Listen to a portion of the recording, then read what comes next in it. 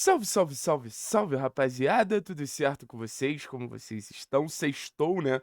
Sexta-feira é sempre muito aguardada, é sempre muito esperada, e agora é jogo do Atlético, se eu não me engano, só no domingo.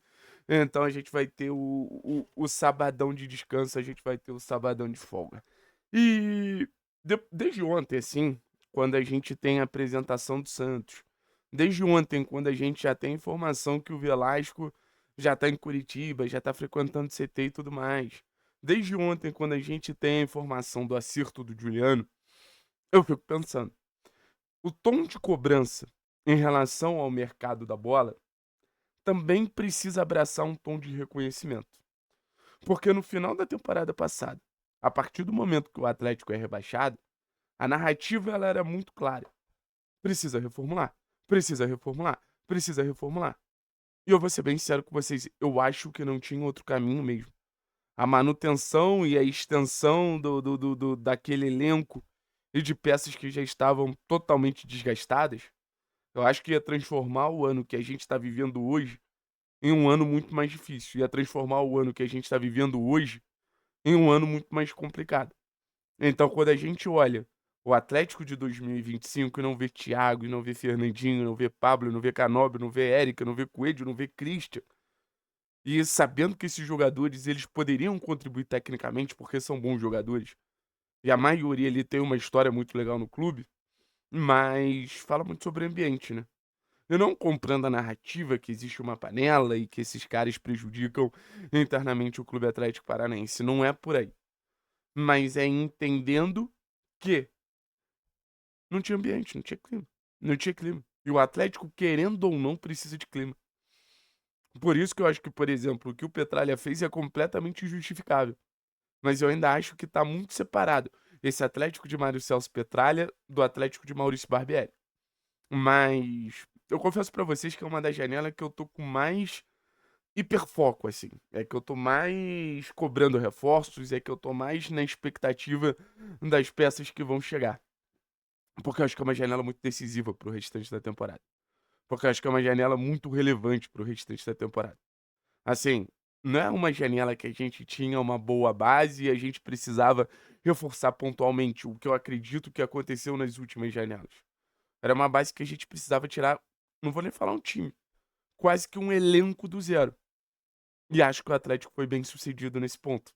Tanto em relação às saídas quanto em relação às chegadas, principalmente em relação às chegadas, né? Porque as saídas têm muito a ver com o ambiente, as saídas têm muito a ver com o clube. Mas quando a gente fala em relação às chegadas, aí a parada, ela poderia ser muito pior, poderia não abraçar as necessidades que o Atlético tem nesse momento. Ah, Thiago, como assim? Pô, pra pensar, vamos lá. A gente vai lá na lateral direita e traz Palácios e Dudu. Pra mim, pô, montou um setorzinho ali muito justo. A gente poderia ter trazido um lateral muito pior.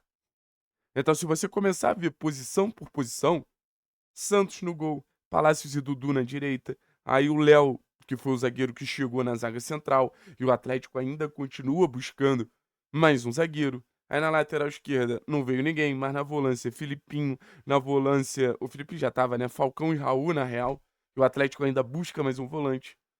Aí na meia, o Juliano, na ponta, Velasco, Isaac, Leozinho, lá na frente, Allan Kardec. Então o Atlético que foi se montando com peças sólidas. Sólidas pelo menos pro aspecto Série B.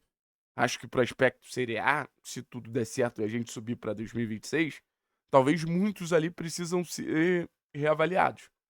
Mas até agora o mercado do Atlético para uma Série B é o mercado que acho que traz o que o torcedor queria para esse ano. Tranquilidade. De olhar o time do Atlético, que óbvio não está pronto, tanto em relação ao desempenho quanto em relação ao coletivo, mas olhar para o time do Atlético e sentir, puta, esse time é o melhor time da competição. E olha que, volto a dizer, o Atlético ainda não terminou de contratar.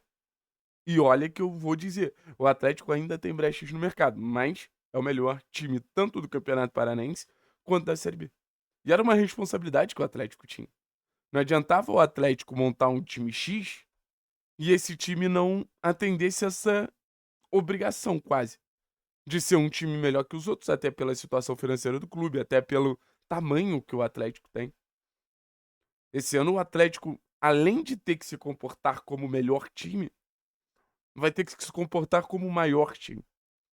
Isso é uma responsabilidade absurda. E acho que, por exemplo, pra gente setorizar, né, essa questão do mercado, acho que, por exemplo, a gente trouxe pontas que quebram linha. Tô ansioso pra ver o Velasco, mas a primeira amostragem de Leozinho e Isaac é uma mudança de perfil muito clara nos nossos pontas, que conversa muito mais com a necessidade que a gente tem nessa temporada. A manutenção de Zapelli e Mastriani são 2 jogadores de um nível técnico acima do que a Série B está se acostumando e acima do que os times que subiram, até com certa folga nas últimas Série Bs, eles tiveram. Então, assim, o Atlético tem um setor ofensivo relevante. O próprio Juliano era esse meia que chegava como um ponta de lança para finalizar. O Atlético tinha essa necessidade desde a temporada passada. Então o Atlético tá preenchendo as lacunas. O Atlético tá preenchendo os cenários que fica muito óbvio que ele vai precisar ao longo do ano. Para mim faltam 2 peças. E talvez esse seja o tema central do vídeo. Para mim faltam 2 peças para dar uma respirada com tranquilidade. Óbvio, contando que o Lucas Diório vá para Laú, que é a maior tendência hoje, a Universidade do Chile, contratar o nosso bagrão favorito. A primeira é o camisa 8. Ah, Thiago, mas o João não pode ser esse camisa 8? Pode. Mas ele ainda não é. Então, a partir do momento que ele ainda não é, rola essa dúvida. Será que ele pode ser? Enquanto ele ainda não é, rola esse questionamento. Será que ele ainda pode se tornar esse camisa 8, de dar dinâmica, de dar ritmo ao jogo? O Atlético tem 3 bons camisas 5. Jogadores de marcação, jogadores para proteger ali. Que é o caso de Raul, que é o caso de Filipinho, que é o caso de Falcão. Mas não tem o cara do ritmo. E é muito importante, até porque é um time que vai ter mais a bola que os adversários. Até porque é um time que vai ter mais ações com a bola do que os adversários.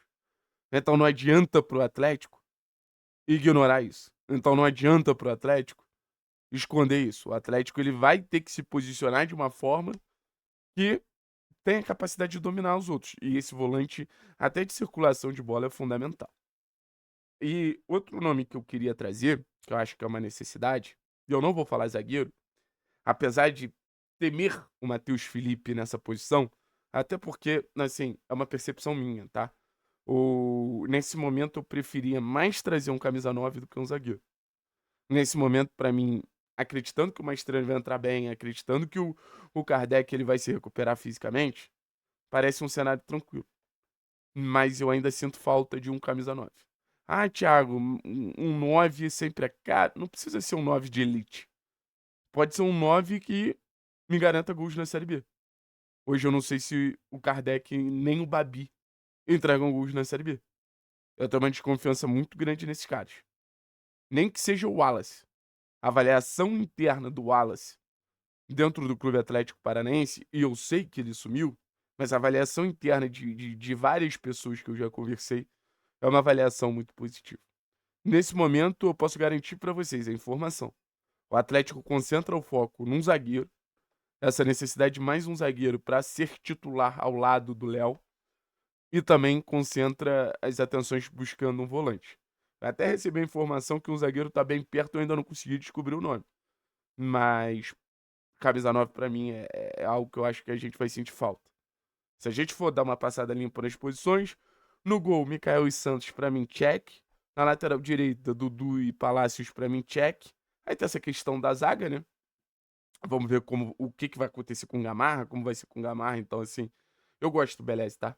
Eu sei que muita gente tá aumentando o tom de cobrança do Beleze, mas eu gosto do Beleze. Na lateral esquerda, Fernando Esquivel e Léo Derek, pra mim, check.